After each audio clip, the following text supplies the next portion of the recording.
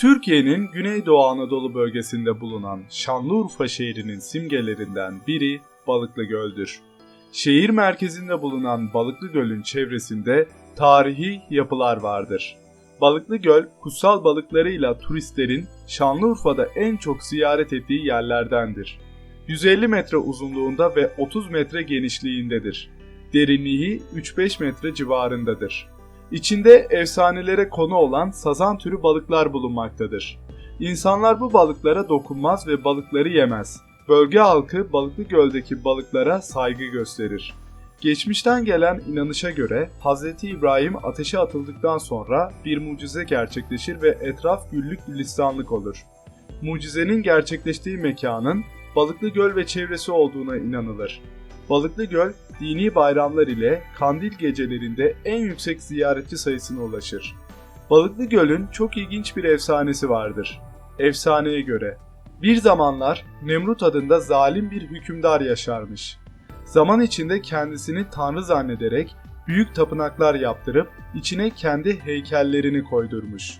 Halkına baskı yaparak kendisine tapmasını istemiş. Bir gece uykusunda gördüğü korkunç kabustan sonra rüyasını kâhinlere anlatmış. Kâhinlerin rüya hakkındaki yorumu ve önerisinden sonra o yıl doğacak bütün erkek çocukların öldürülmesi emrini vermiş. Nemrut bir yıl süresince on binlerce çocuğu öldürtmüş. Bir yılın sonunda Nemrut bütün danışmanlarını etrafına toplamış. Kendisini ve tahtını yok edecek çocuğun ertesi gün ana rahmine düşeceği cevabını almış. Nemrut bu açıklamadan sonra şehirdeki bütün erkeklerin toparlanıp şehir dışına çıkarılmasını ve 2 gün boyunca da şehre girmelerinin yasaklanmasını emretmiş. Nemrut şehri dolaşırken aniden krallık mührünü sarayında unuttuğunu fark etmiş. Hemen en güvenilir adamı Azer'i saraya mührü alması için göndermiş. Azer saraya gidip mührü almış. Geri dönerken aklına karısı gelmiş. Evine varınca nefsine hakim olamamış ve karısıyla birlikte olmuş. Böylece Nemrut'u yok edecek olan Hazreti İbrahim ana rahmine düşmüş. Kâhinler sabaha doğru Nemrut'a aldıkları tüm önlemlere rağmen o çocuğun ana rahmine düştüğünü söylemiş. Nemrut ülkesinde bu yıl doğacak bütün erkek çocuklarının öldürülmesini emretmiş.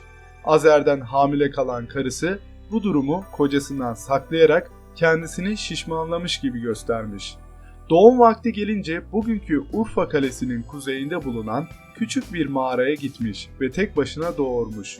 Çocuğun öldürüleceği korkusuyla onu iyice sarıp sarmalayıp mağaranın en dibine gizlemiş. Aradan 15 ay geçmiş. Hz. İbrahim 15 yaşında bir delikanlı gibi görünüyormuş. Günlerden bir gün kralın askerleri şehrin hemen yamacındaki dağa avlanmaya çıkmış. Dağda dolaşırken ceylanların arasında İbrahim'i görmüşler.